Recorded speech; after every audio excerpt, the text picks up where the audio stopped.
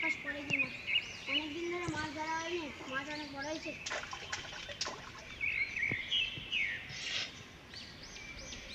মায়ের মুখে শুনেছিলাম কষ্টের ফল নাকি মিষ্টি হয়। আজ দেখবো মাছ পড়ে কিনা।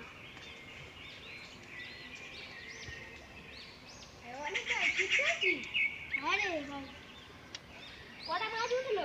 এখনো ওঠেনি। দেখি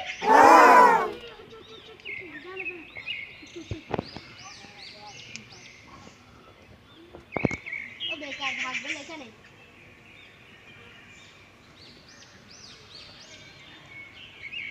কাগলা বললে একদম জমিয়ে খাবো, তোকে পুরো ডাকবো আমি।